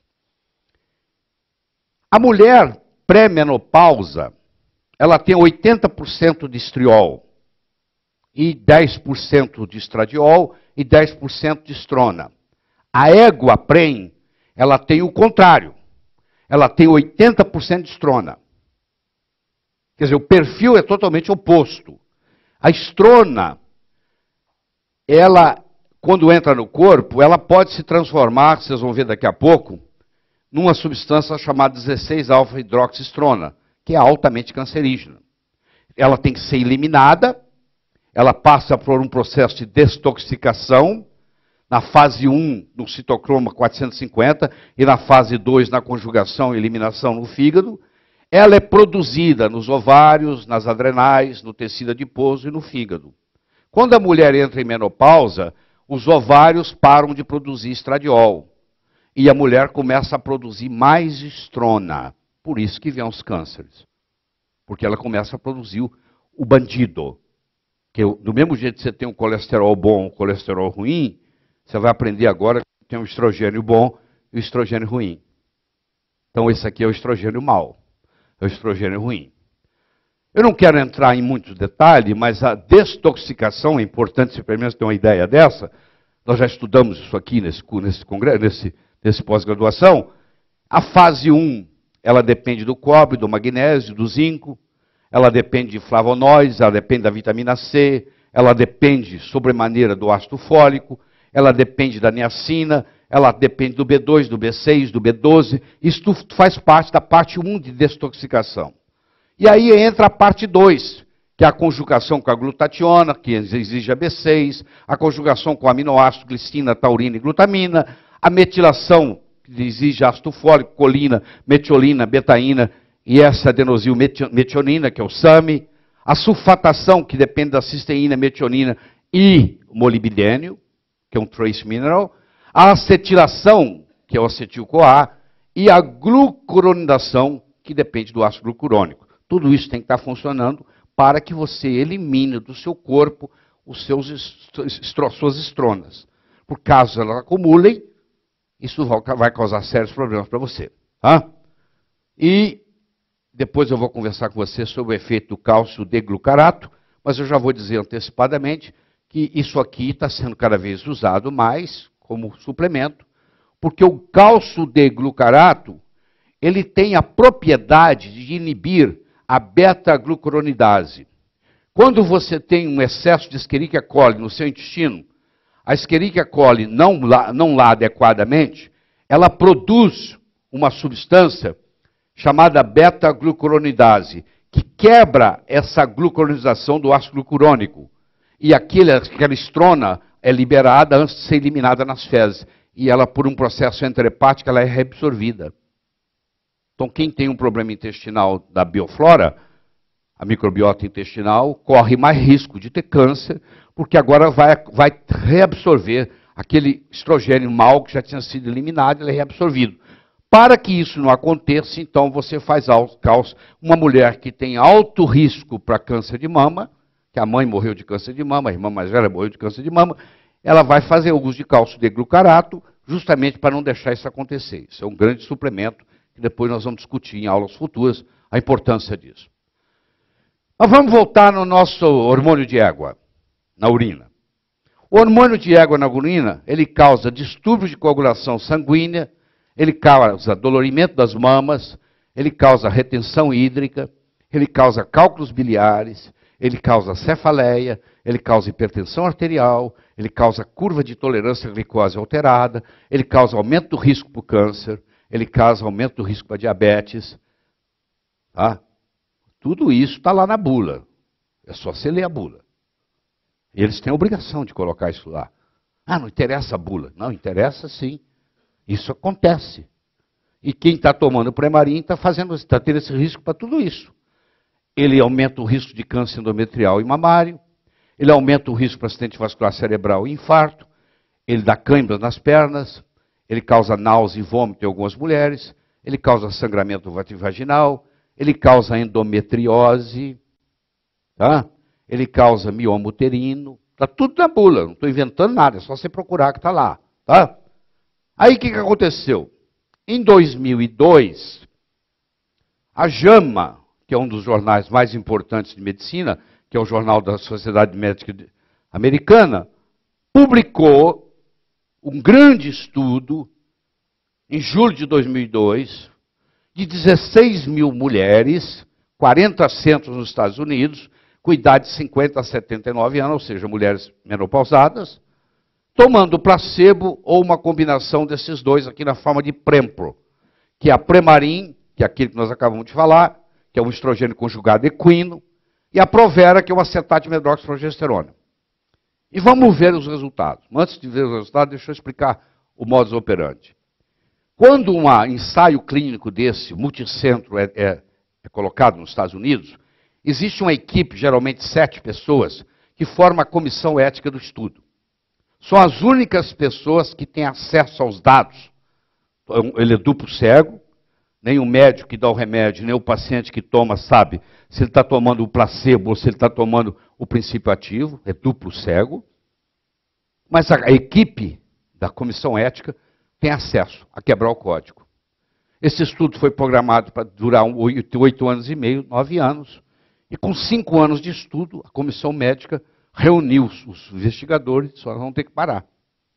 Não podemos continuar esse estudo. Por quê? Porque, apesar dele ter reduzido fraturas em 24%, ele aumentou acidente vascular cerebral em 41%, aumentou fenômenos tromboembólicos em 58%, causou infarto do miocárdio, aumento em 29%, comparado com o placebo, e aumentou o câncer de mama, comparado com o placebo, em 26%. De modo que, para a saúde e segurança dessas mulheres, nós, da comissão ética, decidimos que o estudo tem que ser abortado. Temos que parar. Então, parou-se o estudo. Então, foi a primeira grande surpresa. Isso apareceu em todos os jornais americanos e as pacientes começaram a ligar para os doutores. Oi, doutor, o senhor estava me dando, então, esse remédio, eu li no jornal, isso aí é de urina de égua, e isso causa câncer? Como é que o senhor tem coragem? E os médicos começaram a ficar apavorados. E muitos deles falam: nunca mais eu dou hormônio. Aí veio essa história que você conhece, que é o hormônio dá câncer. Não é o hormônio que dá câncer, é o hormônio de cavalo que dá câncer. Vocês vão ver no decorrer dessa conversa aqui como é que nós chegamos. Bom, o HERS-2, que é um outro estudo com a mesma característica, também confirmou os mesmos resultados. Esse é o segundo estudo. O terceiro, para acabar a conversa, foi publicado no Lancet, que é provavelmente o segundo jornal mais importante médico, o jornal de maior credibilidade em medicina é o New England Journal of Medicine, é o número 1. O Lancet, que é um jornal de médico inglês, é o número 2. Então, no Lancet foi publicado um grande estudo de 1 milhão de mulheres no Reino Unido, pegando Inglaterra, pegando Escócia, Irlanda. E aí tinha as mulheres, eram de 50 a 64 anos, 1 milhão de mulheres, 250 mil no placebo, 250 mil recebia estrogênio, entre aspas, que é o Premarin da urina de égua, a progesterona, entre aspas, que era a Provera, que não era progesterona, estrogênio, entre aspas, e uma droga que infelizmente é usada até hoje por muitos colegas, que é a tibolona. E aí vem os resultados. O câncer de mama aumentou em 30% no tibolona, o câncer de mama aumentou 45% naqueles pacientes tomando estrogênio sozinho, estrogênio entre aspas, Premarin, urina de égua. E aumentou, dobrou a incidência naqueles que tomaram a combinação do estrogênio com a progesterona. Você lembra? Se você tomar isso aqui sozinho, você tem câncer de útero. Então a mulher que não queria ter câncer de útero, ela tomava progesterona, que aumenta o câncer de mama. Então você fica naquela escolha, você pode querer escolher ter câncer de útero ou escolher ter câncer de mama. Bom, E com isso, ficou-se decidido, todos os países de primeiro mundo, cada médico recebeu uma carta dizendo, ó, não faça mais reposição hormonal. E essa foi a tônica. Então você vai encontrar colegas que dizem assim, ó, Deus me livre, reposição hormonal não. Não fala isso comigo. Tá? Não quero nem saber. O maior hospital oncológico do mundo, onde eu tenho um irmão médico que trabalhou durante muitos anos, mora lá nos Estados Unidos, hoje trabalha em Nova York, mas o Sadi trabalhava nesse hospital, é o MD Anderson. O MD Anderson é o maior hospital oncológico do mundo. O MD Anderson, está aqui, deixa eu mostrar para vocês, o tamanhozinho dele, isso aqui tudo é o MD Anderson. Ó. Ele pega de lá, vem aqui tudo. Isso tudo é o MD. E ainda tem o outro lado da rua ainda que eu não estou mostrando. Você vê o tamanho que é o MD Anderson. Vai gente do mundo inteiro tratar no MD Anderson de câncer. Então, o que o MD Anderson fez? Eles fizeram um estudo e mostraram que houve uma queda de câncer de mama nos Estados Unidos após a publicação daquele artigo dizendo que as mulheres deveriam parar de tomar Premarin com Provera. Então houve uma queda na incidência de câncer de mama nos Estados Unidos. Comprovando, porque as mulheres todas pararam, era o remédio mais vendido no mundo, mais vendido nos Estados Unidos, milhões de mulheres tomando, de repente todas pararam, e eles fizeram um acompanhamento e mostraram que essas mulheres se beneficiaram, porque a incidência de câncer de mama caiu absurdamente no mundo. Muito bem, eu trabalhei muitos anos aqui do lado, tá? Eu trabalhava aqui no Methodist Hospital, trabalhei em Harvard durante um período, 2 anos e meio, quase 3 anos, e depois eu fui fazer pré e pós-operatório para o Dr. Michael DeBake, no hospital mais sofisticado dos Estados Unidos, que é o Methodist Hospital, que era do outro lado da rua aqui.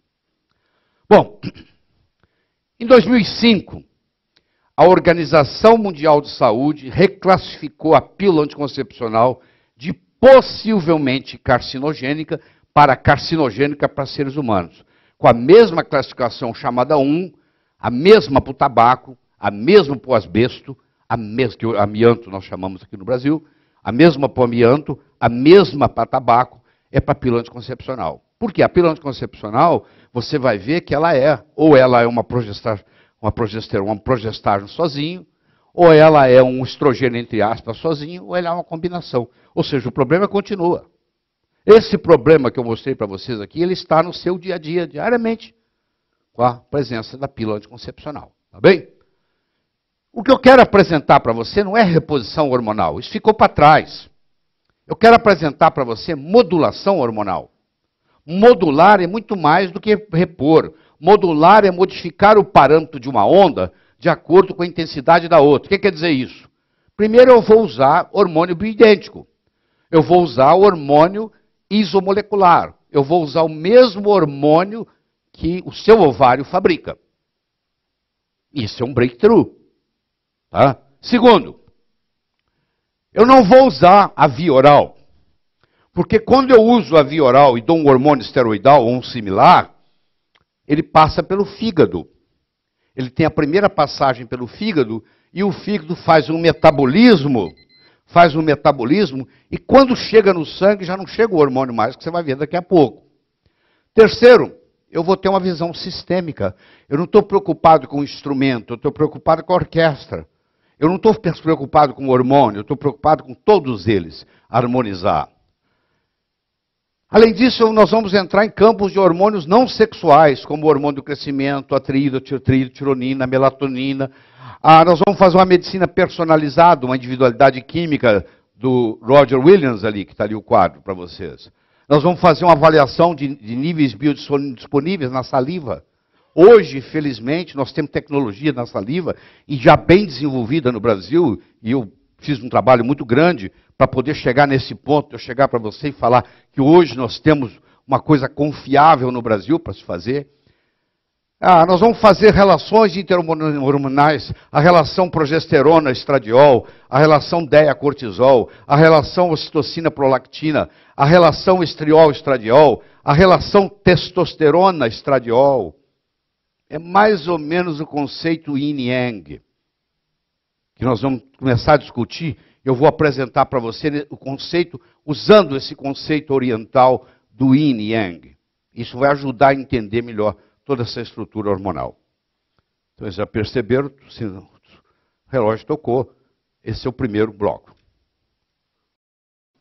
Então, nós estamos mostrando a diferença entre modular e repor.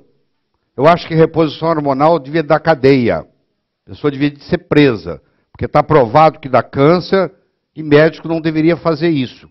Mas ali na farmácia continua vendendo os remédios que dão câncer, do mesmo jeito. Primeiro, eu vou mostrar o seguinte. O equilíbrio que tem que ter no corpo da mulher entre a progesterona e o estradiol. É um equilíbrio sutil, inteligente, yin e yang. O estradiol é yin, a progesterona é yang. Então nós vamos introduzir esse conceito para poder entender os hormônios.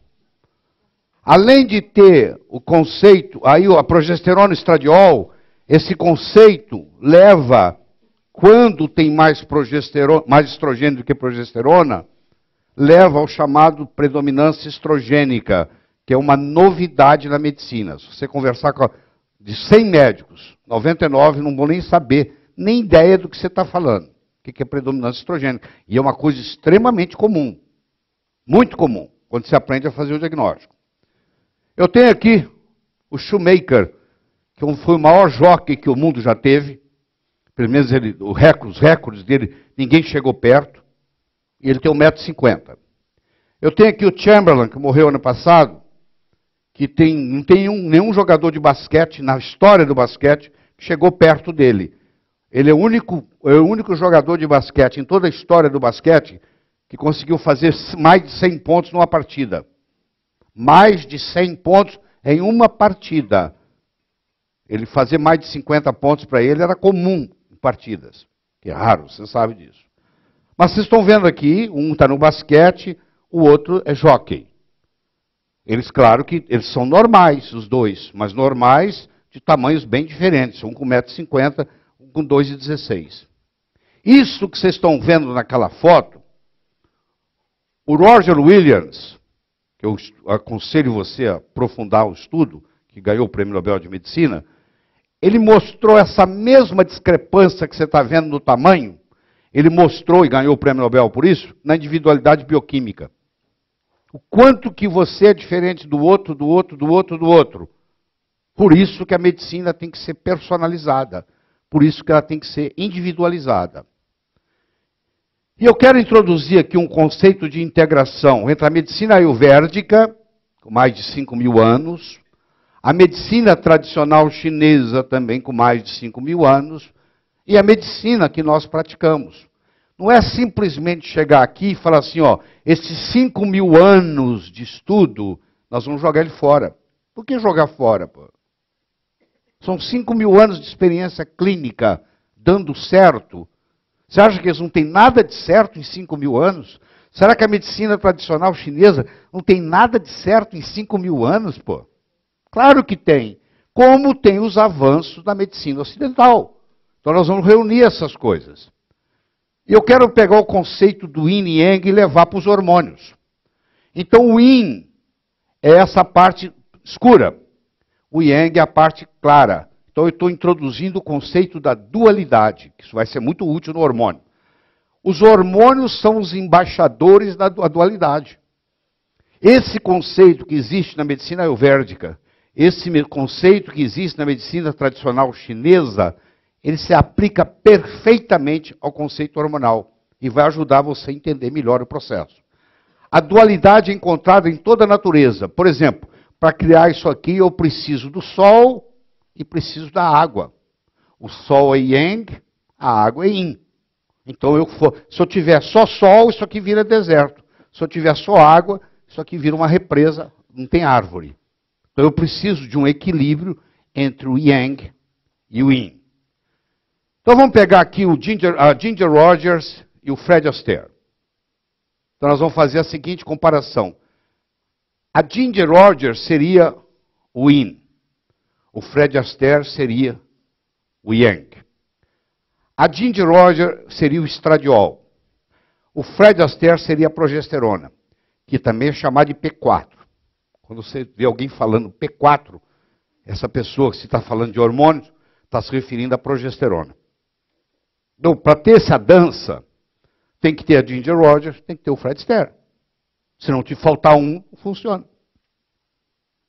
Se você comparar o Fred Astaire com um cara extremamente musculoso, extremamente testosterônico, o Fred Astaire vai virar o yin e esse cara vai virar o yang. O yin e yang é relativo.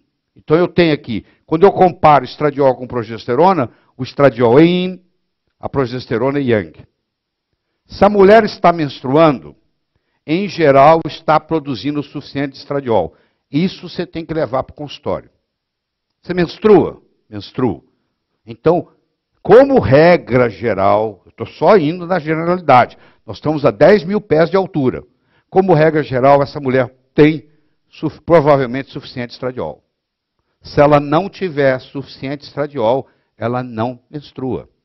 Ela começa a correr maratona, ela vai no médico e fala, ó, cada vez estou menstruando menos, cada vez estou menstruando menos. Chega um dia que ela fala, doutora, eu não menstruo mais. Porque a natureza é sábia. Uma mulher que está correndo 10, 15 quilômetros por dia não pode engravidar. Então eles começam a cortar os hormônios. O hipotálamo fala, está na hora de cortar os hormônios. Então vamos começar pelo estrogênio. Ela não vai crescer o endométrio. Então, aí pronto, ela começa a não menstruar, porque ela não vai ter, ela começa a não ter estrogênio. E, consequentemente, começa a não ter progesterona. A deficiência da progesterona, que é muito mais comum do que a deficiência do estradiol, causa a síndrome pré-menstrual, a TPM conhecida, tanta gente dá tanta volta e a coisa é muito simples de ser resolvida. Ela causa insônia, ela causa aborto espontâneo. Quantas mulheres perderam crianças por causa disso? Segundo, terceiro mês de gravidez, perde o bebê. Primeiro, os abortos espontâneos, no primeiro trimestre de gravidez, a grande maioria é por deficiência de progesterona. Cisto, dolorimento mamário, doença fibrocística da mama, muito comum hoje, mais de 60% das mulheres têm. Cefaleias cíclicas, tem um período do mês que eu tenho dor de cabeça, que eu não tenho. Ansiedade, infertilidade. Hoje as mulheres, para engravidar, precisam fazer tratamento. Antigamente a mulher não queria engravidar, engravidava. Hoje já tem que fazer tratamento para engravidar. Acabou a fertilidade. E maior risco para câncer. Você vai ver muito comum, você conversando com um colega, ele vai dizer assim, progesterona causa câncer. Não. Progestágeno causa câncer. Progesterona é anticâncer. Ah, mas eu li um trabalho, o trabalho que você leu, me mostra ele. Lá é progestágeno.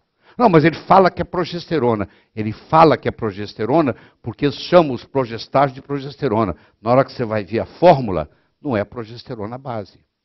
Aquilo lá é um progestágeno. Apesar de no título aparecer progesterona. Porque o médico chama progestágeno de progesterona. É um erro de nomenclatura. Você vai ver aqui. Institucionalizado na medicina. Que o Guyton teve por 30 anos errado no livro, que o Goodman Gilman teve por 30 anos errado no livro. Esse erro se institucionalizou na medicina. Tá? Então, a predominância estrogênica, que é o que foi criado, descoberto pelo Dr. Lee, que é você ter mais estrogênio que progesterona no corpo. Você tem mais Ginger Rogers do que Fred Astaire. Inchaço, choro fácil, distúrbios da vesícula, displasia cervical, você faz o Papa Nicolau, dá displasia, dolorimento, cisto mamário, oscilação no estado de humor, menorragia, ou seja, hipermenorreia, excesso de fluxo menstrual, insônia, confusão mental, eritema facial. Isso são alguns dos sinais e sintomas da predominância estrogênica. Então, deixa eu só esclarecer. Numa predominância estrogênica, o que significa predominância estrogênica? Significa que eu tenho mais estrogênio do que progesterona relativo. As duas podem estar normais, mas se o estrogênio está mais alto que a progesterona, ou não precisa estar mais alto, porque a progesterona tem que estar 30, 40, 50, 200 vezes mais que o estrogênio. Vocês vão ver, a progesterona é medida em nanograma por ml. O estrogênio é medido, o estradiol é medido em picograma por ml. Por isso que você não vê essa discrepância na hora que você vê o resultado. Na saliva, tudo é feito em picograma, tá? Então não tem confusão. Bom, agora eu vou trazer aqui o Fred Flintstone e a mulher dele, a Vilma. O Fred Flintstone é o cortisol. A Vilma é o DEA. Por quê? Porque eu tenho que levar em consideração os hormônios do estresse. Então o Fred é aquele cara agitado, ele nunca está quieto. A Vilma também é agitada, mas ela não é tão agitada quanto o Fred. Ela é o yin do Fred Yang. E esses dois também têm que estar equilibrados. Do mesmo jeito que o Ginger Rogers e a Fred Astaire têm que estar equilibrados, o Fred e a Vilma também têm que estar equilibradas. Cada um nasceu neurose, mas tem que estar equilibrados. Vocês vão ver isso, o que vai acontecer quando isso não equilibra. Só que a Vilma, ela tem duas amigas ainda na história. Ela tem uma amiga que se chama ocitocina e ela tem uma outra amiga que se chama prolactina, que também tem que ser equilibrado, porque senão dá problema. Eu tenho que equilibrar, olha só, olha como é que a coisa fica bonito. Eu tenho que equilibrar a progesterona com o estradiol, eu tenho que equilibrar o DEA com o cortisol, eu tenho que equilibrar a citocina com a prolactina. Eu só estou conversando de mulher. Um dia nós vamos ter uma aula só sobre homem. Hoje é só sobre feminino. A natureza é sábia. A natureza fala assim, ó. Nós primeiro devemos sobreviver a fim de reproduzir. Primeiro vida, para depois reprodução. Eu posso, se eu tiver entre reprodução e vida, eu vou sacrificar a reprodução para viver.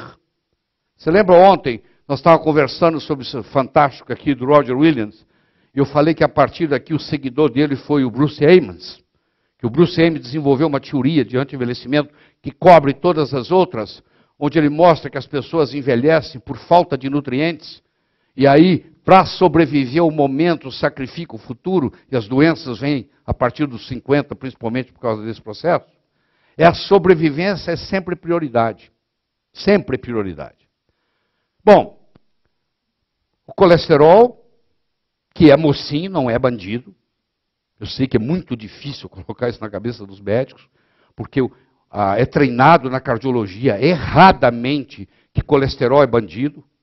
Todo o corpo é feito de colesterol, toda a membrana celular tem colesterol, o cérebro está cheio de colesterol, os hormônios esteroidais são todos feitos de colesterol, o colesterol sobe por um mecanismo de defesa.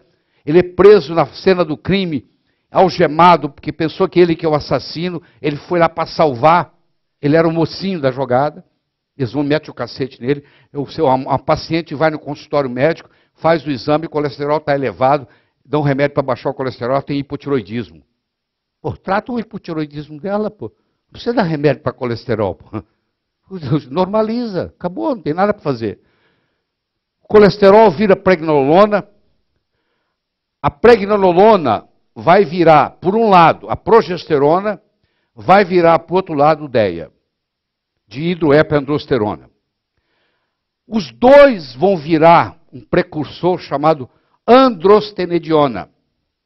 A androstenediona, depois que nós vamos mostrar, deixa eu mostrar a progesterona primeiro, ela vai virar cortisol. A androstenediona, ela vai virar estrona ou testosterona. Ela vai virar, e a estrona vai virar, e o testosterona vão virar estradiol. O que faz a estrona virar estradiol é o 17-beta-hidroxisteroide desidrogenase, e o que faz a testosterona virar estradiol é a aromatase. A mulher, quando está produzindo o hormônio da mulher, ela primeiro passa pelo hormônio do homem. Se houver um problema daqui para cá, ela acumula hormônio masculino no corpo, ela começa a mudar a voz, ela começa a ter hirsutismo, começa a nascer cabelo no rosto, ela começa a ter obesidade, ela para de ovular e ela desenvolve um síndrome do ovário policístico, que nós vamos conversar depois. Muito bem. E isso aqui, quando o cortisol sobe, o DEA também sobe, porque é o yin e yang da história. O DEA protege o estrago que o cortisol vai fazer no hipocampo. Se você deixa o cortisol subir sozinho, ele é emburrecedor. Ele vai lá e destrói o hipocampo, destrói a sua memória. O DEA sobe junto para compensar, porque o DEA tem um efeito neuroprotetor. O estresse crônico leva à exaustão adrenal. Por quê? A sua adrenal agora começa a produzir cortisol e DEA, então uma hora que ela não aguenta, do mesmo jeito que seu pâncreas começa a produzir insulina, tem uma hora que ele não aguenta, você vira diabético, tem uma hora que você não aguenta e existe exaustão adrenal, que não está categorizada na clínica da endocrinologia. Se você for conversar com o endocrinologista sobre exaustão adrenal, ele vai dizer para você que isso é invenção. Mas se você for ver o Will Williams, está lá. O livro texto de endocrinologia está lá já, adotado. Isso é coisa que vem recente. Nos últimos 5, 10 anos, surgiu esse conceito de exaustão, fadiga adrenal. Tá? Então, esse yin e yang permanece. E quando esse yin e yang está equilibrado no corpo, o resultado é uma coisa chamada energia. É você estar bem. Você tem energia para trabalhar, para aproveitar a vida, para fazer o que você quiser. Então, essa otimização ela pode ser feita masculina, mas, sobretudo, nós estamos conversando aqui sobre a otimização feminina. É o que nós vamos continuar conversando. Então, deixa eu dar um passo atrás e falar um pouco para vocês dos hormônios isomoleculares, também chamados de bioidênticos. Quando surge uma coisa nova na medicina, como é o conceito de isomolecular ou bioidêntico, vem os pioneiros, que as pessoas que estudam profundamente e entendem, e vem os oportunistas da vida que pegam carona. Só que os oportunistas da vida eles sabem metade da verdade. E eles começam a fazer besteira no mercado. E essa besteira reflete. E claro que quem é do paradigma antigo não busca o paciente que está dando certo, busca o paciente que está dando errado, que não tem nada a ver com os hormônios. É o médico que não está sabendo fazer, porque não conseguiu captar o conceito e está fazendo errado. Os hormônios bioidênticos ou isomoleculares são inicialmente preparados na forma de pó pela Upjohn ou pela Pfizer. Fazem em grande escala. Ganham no atacado. De uma base natural, seja ela soja ou cará selvagem. O cará selvagem chama Dioscorea vilosa, extrai-se ou a diogenina ou o beta-citosterol e aprovados pelo FDA. Não, isso não é aprovado pelo FDA. Como não é aprovado pelo FDA, mano? Vende para o mundo inteiro. Vocês vão nos congressos americanos, o maior congresso que tem hoje nos Estados Unidos, um dos maiores é de anti-envelhecimento. Vai num congresso em Las Vegas no fim do ano, eu estou indo. Vai lá em dezembro para você ver como é que é. Você vai ver a quantidade de médicos do mundo inteiro trabalhando com isso. Este pó é então enviado para as farmácias de manipulação e formulado de acordo com a solicitação médica. Hormônios bioidênticos não são remédios, são suplementos. Suplementos cujas estruturas bioquímicas são idênticas às produzidas pelo organismo, endógenas, isso oferece vantagens terapêuticas importantes e minimiza os potenciais riscos. Minimiza. Se você estiver trabalhando com hormônio em dosagem tóxica, que muita gente está, que é um problema sério, aí o tiro sai pela culatra. O tiro sai pela culatra. Mas se você souber trabalhar adequadamente, os resultados são fantásticos. Deixa eu enfatizar o suplemento. Como você sabe, eu tomo em torno de 14 cápsulas por dia e elas variam, tá? Eu posso falar para você as 14 que eu estou tomando esse mês. Mês que vem eu vou tomar 14 diferentes. Eu não posso tomar o mesmo suplemento sempre. Aí eu vou desenvolver deficiência de outras coisas. Eu tenho que variar, igual eu tenho que variar a minha comida. Eu não posso ter um suplemento que eu vou tomar igualzinho a vida inteira. Isso não existe. Cada mês eu mudo tudo. Claro que tem coisas básicas que eu vou mostrar, mas a maioria muda. Então eu pego os meus 14 comprimidos, eu estou sempre num hotel pelo mundo afora, e eu coloco num pires, coloco na minha mesa do café da manhã, eu estou num hotel, vou buscar meu café da manhã. Sempre passa por ali um curioso, olha aqueles comprimidos, e quando eu chego, fala assim para mim, você gosta de remédio, hein? Eu falo, não, nunca tomei remédio na minha vida. Eu falei, o que é isso? Isso é suplemento. Você pode me dizer a diferença? Eu falei, posso. Quando eu coloco um beta-bloqueador na boca, o meu corpo fala assim, o que é isso? Não existe essa molécula na natureza. Eu não conheço, eu não sei o que fazer com essa molécula. Aí começa todo um mecanismo para eliminar o beta-bloqueador. E aí vem os efeitos colaterais. Quando eu coloco um resveratrol na boca, o meu organismo fala assim, isso é resveratrol, Desde que o mundo é mundo existe uva, desde que o mundo é mundo tem resveratrol. Tem uma experiência de 10 mil anos de gente tomando resveratrol. E nós sabemos que faz bem, porque senão seria um veneno. Isso é recomendado. Já